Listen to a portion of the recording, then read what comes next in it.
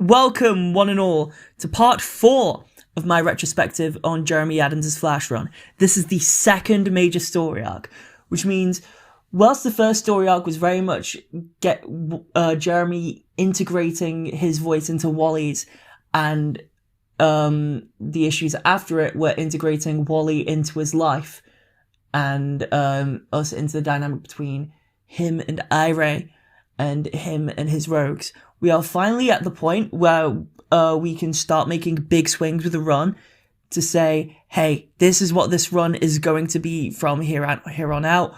And you'll see this with the visual identity of the run. Like, the visual identity of the run is going to start being very consistent pretty much up until the end, even though there's going to be a lot of artist swaps depending on the arc. This is the first time where we see, okay, this is the run's visual identity. And we even see this especially with the Flash 775. So let's just jump in. First off, I just want to talk about the covers. They're both quite good. The main cover is like very Halloween-y, which I think explains it because this issue came out in October, but the issue itself isn't actually that Halloween-y. It's much more like a battle royale type thing, like an annual in a way, because this is like a celebration. And the variant cover by Jorge Corona is a shot of the rogues, like all the rogues Wally's fighting in this issue, the Glaive, and Wally himself. It's quite cool. And I will also say, this is a 40-page spectacular, and Fernando Pasarin is on art for this entire arc. Well, almost the entire arc. There's going to be some stuff by Brent Peoples near the end, but Fernando Pasarin is drawing every single issue, and he's starting with this 40-pager. So yeah, I reckon we just dive right in to the story. The issue itself of Flash 775 begins with Superman trying and failing to lift the glaive that landed in Central City during the last issue of The Flash. Superman and Mr. Terrific do seem a little agitated. Even Superman, you don't expect Superman to be this openly ticked off about something so minor. Like, this isn't like Lois's life is in danger, John's life's in danger, the kid's life's in danger. Like, this isn't like someone's in danger. This is, he can't lift the glaive. And he's, like, very frustrated about it, which is, even Wally notes, it's just like, hey, you seem a little agitated, man. Are you okay? And Mr. Terrific kind of quips back and just says, and as if, like, everyone being agitated in this arc is the default. And Wally's, like, very spooked about this, as he's trying to, like, explain, like, his new... He says zen, but I think it's more like a uplifting perspective of life that he's gotten lately due to how the first arc of the book turned out, and being reaffirmed by how he managed to stop Heatwave from blowing up the pier. However, Wally clearly sees that, if anything, maybe those two just need a break, and they specifically need a break from him. So he's just gonna race home and check in on Linda, only to find that as soon as he goes back home to Linda and just says, how's my lovely wife doing today? Are the kids doing fine at school? She snaps at him because he left the cabinet door open. And also says that he needs to go to work. But Wally just says, normally when Linda's mad at me, there's a very good reason. I don't think I did anything wrong. Well, I left the cabinet door open, definitely. But I don't think I did anything wrong. But he just brushes it over thinking, alright, I'll just talk to Linda about it later. And if I did anything wrong, I'll fix it. So he goes to work, only to find his co-workers yelling at each other. And about, just about some work stuff, about the hypertime machine, and how their equations are just, like, all off. And Wally doesn't understand a thing. But then there's some trouble downtown in Central City. So as Wally has to pop out after being at work for like 5 minutes, his co-workers snap at him because quite rightly, they say Mr. Terrific gives him a pass to leave work all of the time, and he never explains why. And even Wally's just like, yeah. Like, as he races to Central City, he is thinking, yeah, I do definitely need to spend more time at work. I'm taking advantage of the whole thing. However, Mr. Terrific did say I could come and go as I please, so at least, if nothing else, the boss will smooth things over tomorrow. And then, like clockwork, Wally gets attacked by Mr. Terrific, because he's too powerful to keep alive. So Wally has to quickly KO Michael before he starts piecing together what's going on, when suddenly a cavalcade, like a nest of rogues, not Flash rogues, a lot of them are Flash rogues, but some of them are like Wonder Woman villains, Major Force, a Green Lantern villain, like they're just all in Central City. Even Piper's there, like starting to go for the glaive, and everyone's converging around the glaive. So Wally basically has to keep a no one gets inside the circle moment as he beats up all of the rogues. There is like one thing where he's fighting Major Force, and he just goes woohoo, and then does like a big uppercut. I love the comedic timing. This is something that Fernando Pazrin and Jeremy Adams, like as a duo, creatively gel with. Like I think they're really good at comedic timing with the panel layouts. I think that's wonderful. So Wally takes everyone out one by one, including Major Force, Rainbow Raider, everyone. So Wally finds out that the glaive is making everyone go crazy. So he tries to lift it and get rid of it. The whole, like, street shakes, and everyone in the city is starting to yell at the Flash. So the Flash is just like, whoa, okay. New plan. I'm gonna steal things from the Hypertime machine and hope that they can contain it. He, like takes away some, like, crystalline shielding. Like, some crystal shields. It's really cool. And they can't get to the glaive, like, fair enough. But all this does, right, is it summons Starbreaker. Now, I have a confession to make. I have no idea who Starbreaker is, and I don't think Wally does either. So Wally's just, like, troubleshooting ways to just take down Starbreaker because he doesn't know how Starbreaker's powers work, and it turns out they're kind of Flash-proof.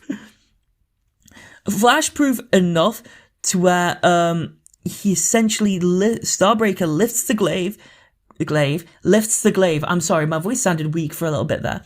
But Starbreaker lifts the glaive as he becomes the vessel for Eclipso, whose rage isn't working on the Flash for some reason. And when he, like, confronts Wally about it, just saying, hey, yo, even Superman couldn't completely resist my call. What the hell is up with you? And Wally's just like, I don't know what to tell you, man. My life's been going pretty well lately, and I don't know.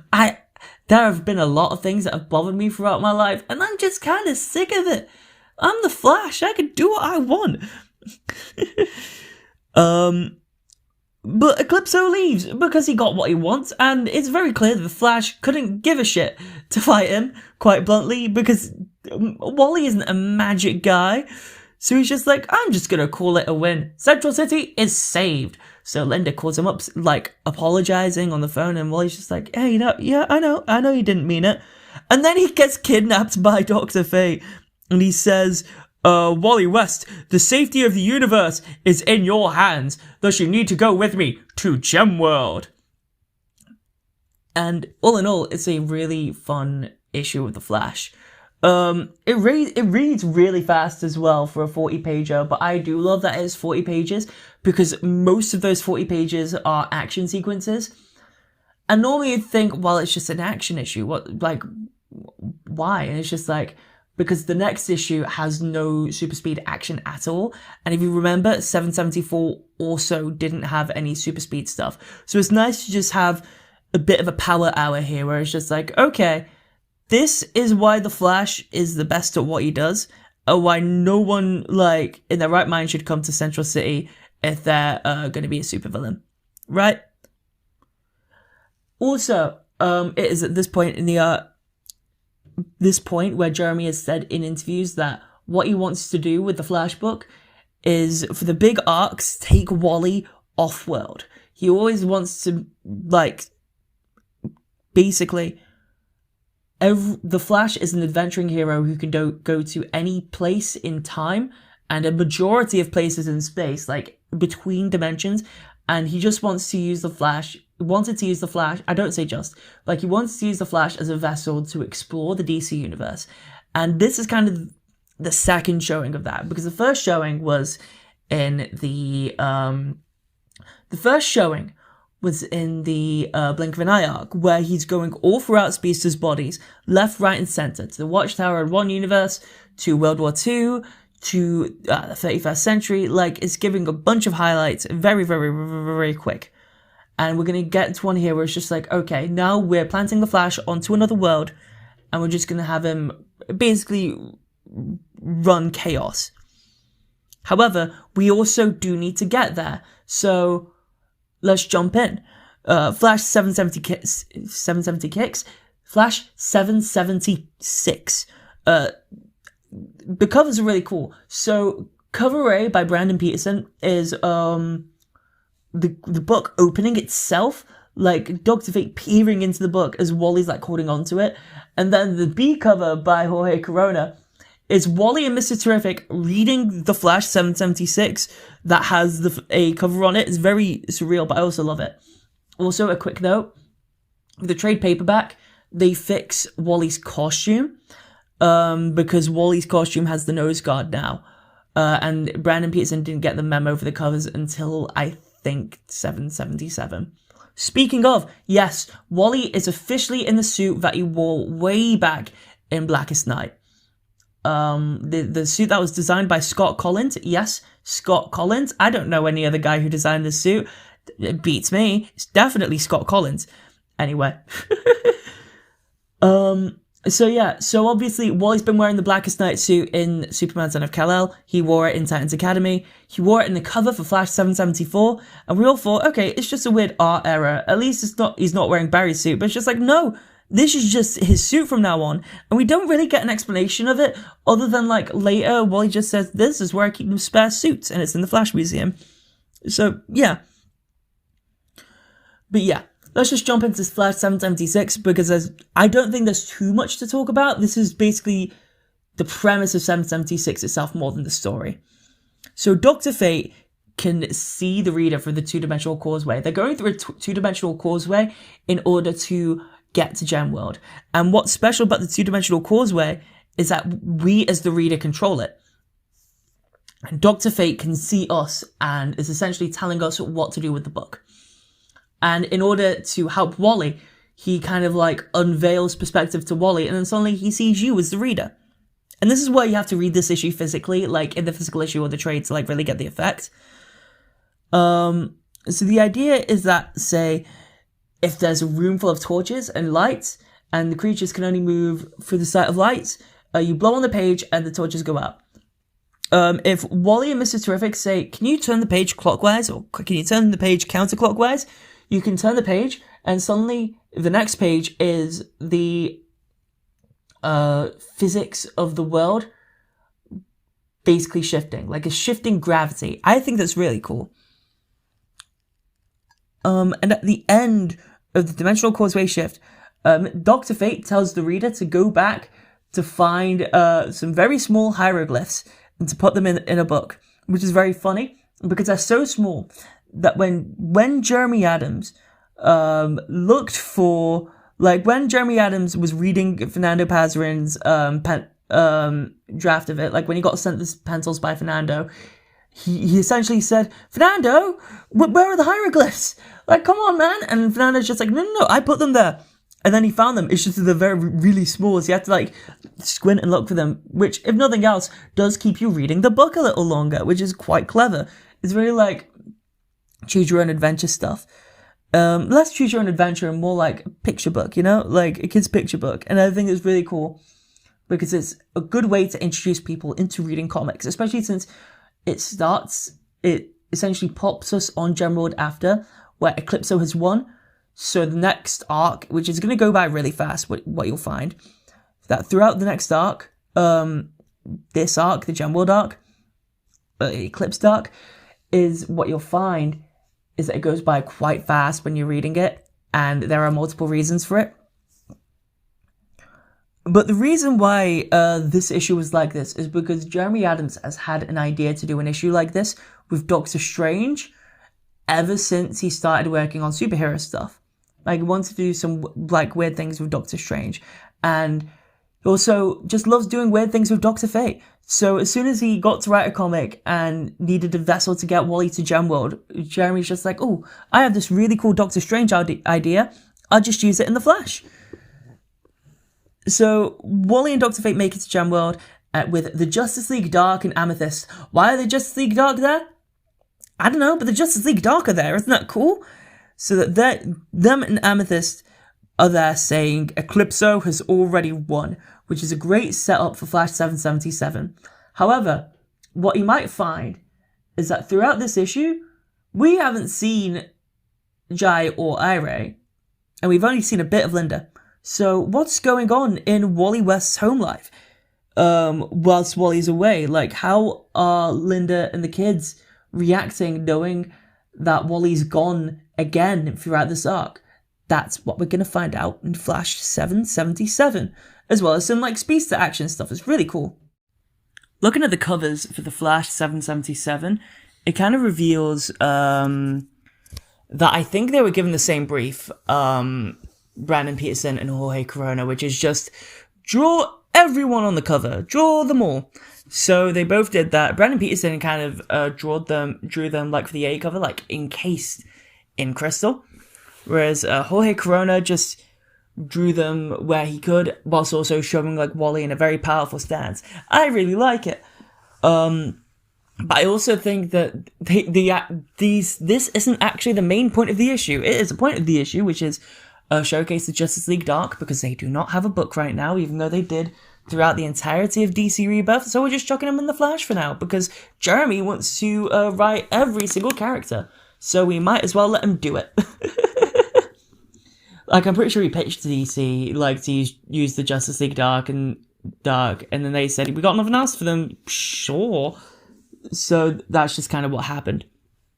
Anyway, when we're getting into the story, Jai West is currently writing a journal or an action log, because it's been suggested to him in order to keep his brain active. He's essentially entered his Greg Heffley era, where he's going to be acting a little pretentious throughout, I think, and also just very much like a kid, and is going to be very funny for throughout this entire arc, basically. Like, this is our formal introduction to Jai West as a character for the first time since, I think, our formal introduction to Jai West for the first time since 2008. And right away, it's just like, Jai is writing in his journal about his big plans. I also think it's a great parallel, because Linda is a writer, and with Wally being a speedster and Irey being a speedster, it makes sense for Jai to take up after his mother, and we're seeing it seeded right here. Also, he's just writing that his dad's missing, and whilst his mother Linda is keeping everyone assured, he knows the worried look in Linda's eyes when she starts the story about Wally. Meanwhile, the Flash and Co. are running from a crystal worm that was possessed by Eclipso. All of Gemworld essentially has been possessed by Eclipso because he got the glaive. But he had the glaive, and now Wally has the glaive because he got all the power he needed. So Wally's just holding on to the glaive, just okay. So he uses the glaive to stab the crystal worm until it goes down. It's very funny. We cut to Jai and Irey at school, and Irey is now friends with Maxine Baker. Maxine Baker is the daughter of Animal Man, and so she has pretty much the same power set. And it's going to be really cool to see, because Jeremy Adams is trying to build a young Justice team in the background of this book, basically. And I think that's really cool, a makeshift Young Justice. And he's starting it with Maxine Baker and Animal Man, because, let's face it, I'm pretty sure DC forgot they had Animal Man. I forgot DC had Animal Man. So yeah, he's just pulling in a bunch of deep cuts and just says, Animal Man now lives in Central City. And since the Flash is defending Central City, Animal Man doesn't have a book, because there's not much going on in his life other than the everyday stuff.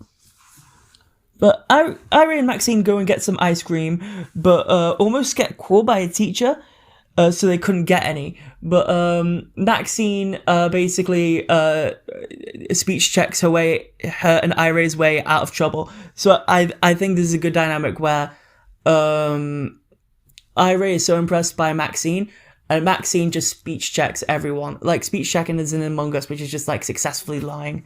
And it's just gonna be a great dynamic that we don't see too much of, because Jeremy's juggling a lot of characters, and it's just nice to see it here. It's just like right away we have this dynamic where Maxine is definitely an influence to Irey, and Jai is getting a little jealous, and also very angry at Irey. And I think this is also gonna continue into Sporia's run anyway. So yeah. 10 out of 10, no notes. Meanwhile, the Flash and co. are interrogating Dark Opal. Dark Opal, I think, is just some prisoner of Gem World. But he says that he will lead them to Eclipso if he's free to do as he likes. And Wally just wants to go home. He's just like, I don't do magic. Like, I do the Speed Force. That's about as magic as it gets for me. But, like, I want to go home. I want to see my wife and kids. I want to make sure everyone's okay. And then Dr. Fate's just like, no, Flash. You being here makes us win. If you're not here, we lose. And Wally's just like, oh, because Dr. Fate can see into the future and stuff. So Wally can't go home. So he's just like, okay, fine, we'll save the world really quickly. I want to go home to my wife. So Jai's still writing in his action log. Because Irey gave up video game time so that Jai wouldn't tattle on Irey and Maxine. So when Irey says, "Can I go to Maxine's house?" Linda's just like, "I do not know Maxine's parents, and Wally isn't home yet, so we can't just waltz up to Maxine's parents' house until like both pairs of parents know that the parents are reliable." So Linda's just like, no, not until your dad gets back. And Irey even suggests, so why don't you go on the Xbox? And then Irey's just like, no, I can't. So she goes to her room and sneaks out the house anyway. While Jai's just playing his Xbox. And then Linda's just like, it's Everball alone, Jai? And then Jai's just like, that's how I always win. And I don't know, very iconic behavior, I think. But Dark Opal takes the Flash, Amethyst, and the Justice League Dark to Eclipso's location, which is at the center of the planet.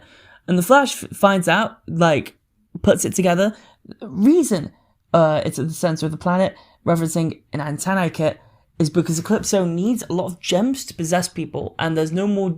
And the closer to the middle of something it is, the more dense the gem capacity is, or something. It's a scientific reasoning, and John Constantine is very pissed that Wally found the answer, and that is scientific. So it's very funny. Again, like, Fernando Pazarian is selling this comedic timing because he knows to draw the right facial expressions to make me specifically laugh, and I think that is fun. However, as Wally and Dark Opal are essentially just monologuing, Eclipso slowly possesses the Justice League Dark, and suddenly they're out to kill the Flash. Irey sneaks out of the house to meet with Maxine anyway, as Jai follows, as he's writing in his action log, as right behind Irey and Maxine are some D-list supervillains. You know the ones that I think the Teen Titans fight. Yeah, I don't even think that they were in Central City during 775. I think these are just two random supervillains. Again, if they're not like main Flash villains, I don't care. So it's just like, these are just D-list villains to me. So we're just gonna go into Flash 778. The main cover is of Detective Chimp strangling the Flash, which is quite funny. And I actually don't know what the variant cover is. Hang on. I am not cutting this out because I think this is important just to show what I think of the variant cover in Lifetime.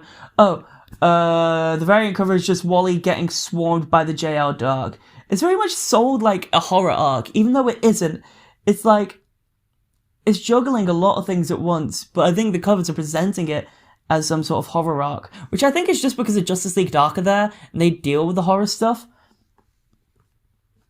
But yeah, so 778 begins with with Irey and Maxine getting kidnapped by the D-list villain, as Jai follows the villains as they drive off in the van. This is where I have to make the big note that Jai West doesn't have his powers because they cause him chronic pain. So Irey just took them all, basically, because she doesn't suffer when she has the powers, just Jai. At least this is the reason now. Meanwhile, the Flash and Dark Opal beat up Amethyst and the Justice League Dark and then retreat elsewhere. Jai breaks Irey and Maxine out from the villain's base as they prepare to break out, and Jai makes a big speech because Irey's dozed and can't fully activate her powers, whereas they don't know Maxine has powers, and Maxine doesn't want to out herself as a superhero, because she knows that superheroes keep their secret identities close to their chest, and she is pretty much just correct. Yeah. So they go to Castle. So Wally and Dark Opal decide to go to Castle Opal, which is Dark Opal's supervillain lair. And Wally's just like, why are you helping me as I recharge the glaive? Because a glaive is the only way you can defeat Eclipso. You have to just stab him with the glaive. So it's just like, why are you helping me charge the glaive? And it turns out it's because it's a trap. He gets the Justice League Dark to attack the Flash as a laser beam is shot at him, and then he's encapsulated in a crystalline field. That means he can't use his super speed because he can't phase out. Very clever plan. He doesn't have his legs. He doesn't even have use of his arms. But they can talk to him, which means they can interrogate him. Meanwhile, Irey reactivates Jai's Speed Force connection, which gives him his super strength back.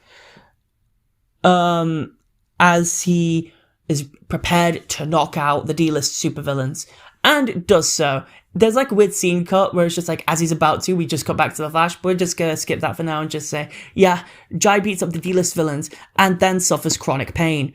Or no, he seizes up like Wally does when he, way back in Born to Run, and at the end of This Was Your Life, like at the end of his initial run in This Was Your Life, Wally West, Wally is known when his Speed Force connection isn't fully there, or is very like tainted, to just seize up. He gets seizures.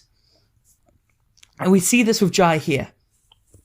Meanwhile, Eclipso interrogates the Flash about being immune to the glaive's possession, but Wally quips back, essentially, just saying, you didn't say please! And then Amethyst, because Eclipso is possessing Amethyst, just slaps Wally in the face. And it's just like, oh my god, this is iconic behavior from the Flash right here. And then Eclipso explains his plan to take over the universe, and he will use Gem World to do so.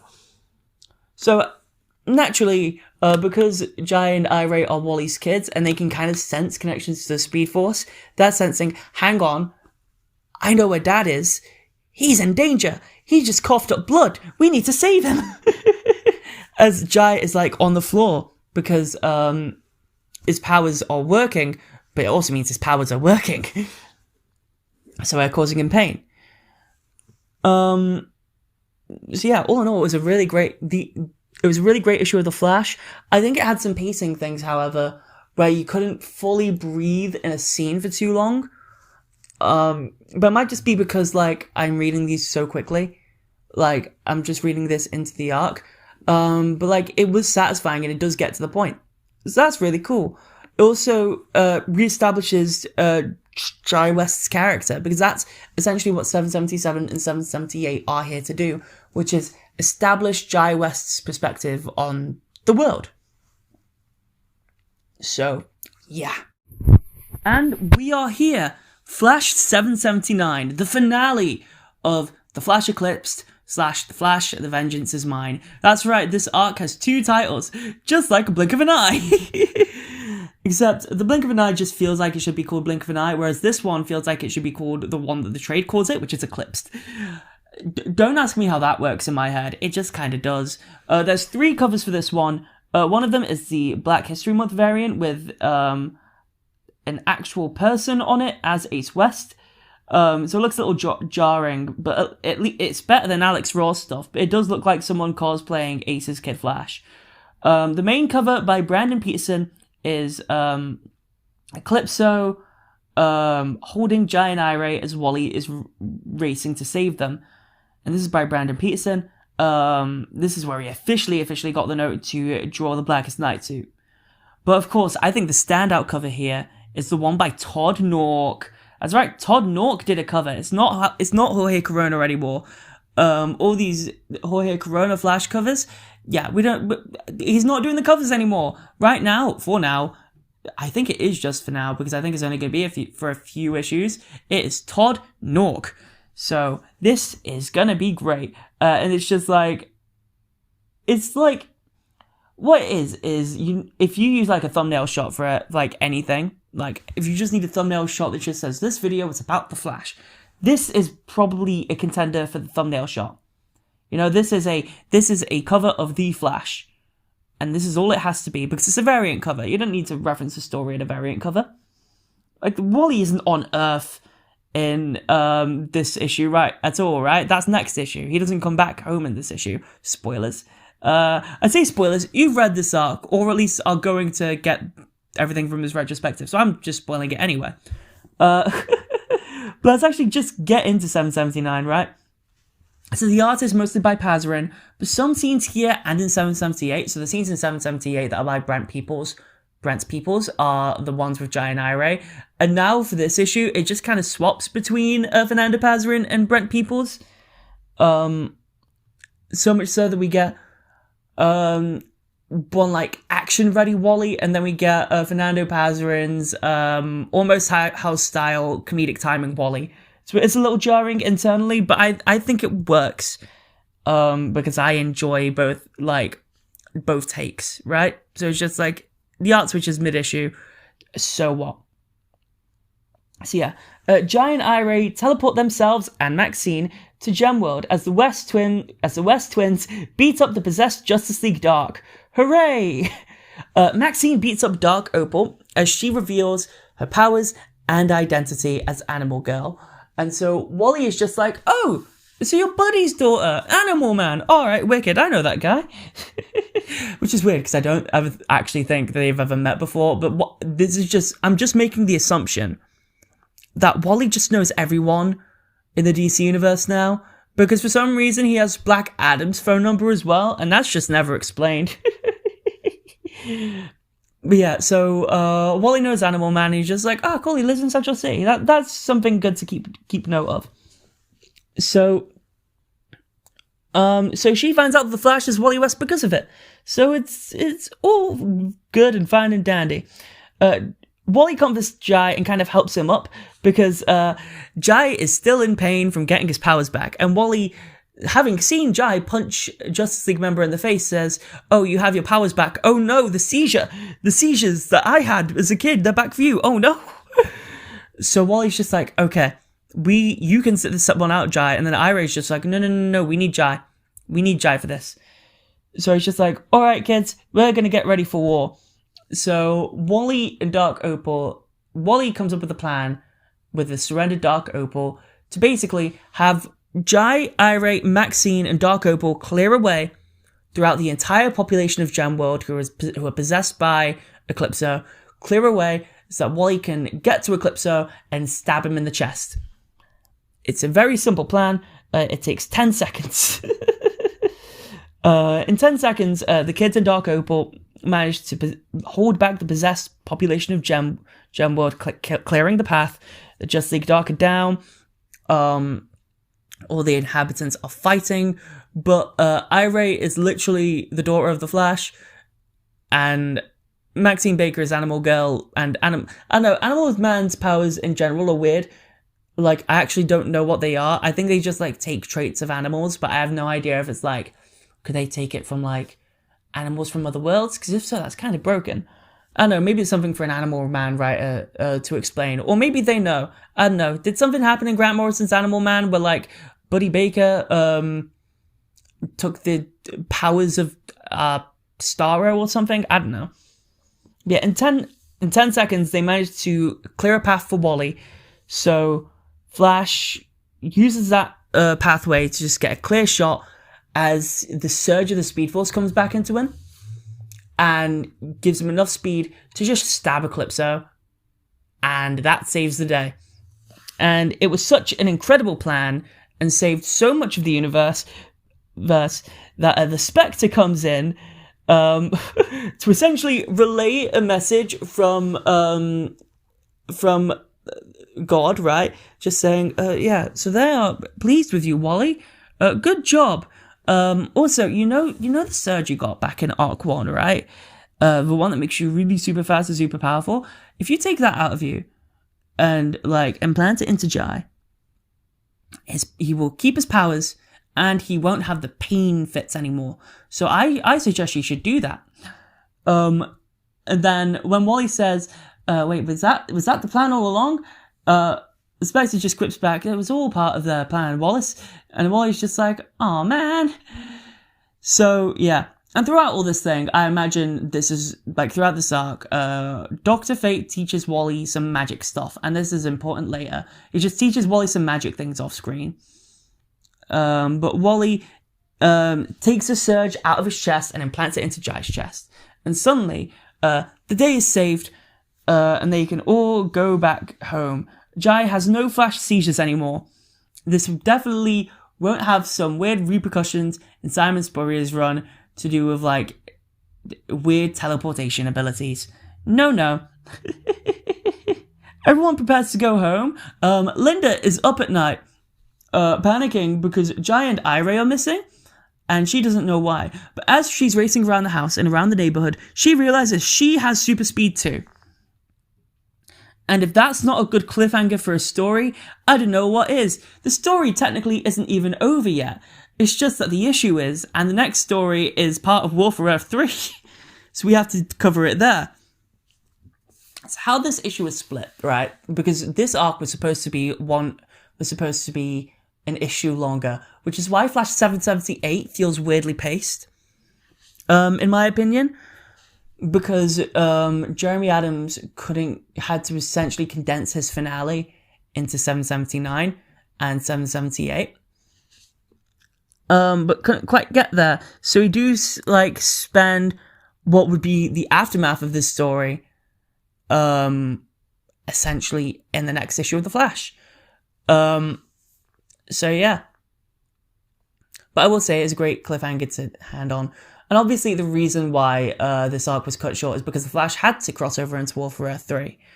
Yeah, it was a really enjoyable arc though. I think it was a great first regular Flash arc for Jeremy Adams. Because here's the thing, I love Blink of an Eye, but, like, with an intro arc, for many writers, it's really hard to count it. Because I don't count Flash Wonderland, I don't count Born to Run in a way, and yeah, I'm really particular about what I think a writer's first, like, big arcs are. Blink of an Eye is really good, but this is the first, like, time where he's just, like, there's a routine towards it, I guess. You know? So, yeah. Bornal, I think this is going to be really fun. Next time we will clear up War for Earth 3 and some other loose end books. We're definitely going to have a look at when Wally shows up in Tom Taylor's Nightwing. And this is going to be very important, but also not important at all. I think he's also in some other books that we just need to tie into so that when we get to the Dark Crisis stuff, we could just do it, right? Yeah? Agreed? Also, we might do Flash 781 and 782, because I want the Dark Crisis stuff to be in its own big video, right? I don't know. But yeah, also we'll talk about some production stuff, as we do here. I hope you enjoyed this video, and I shall see you all next time. Peace out.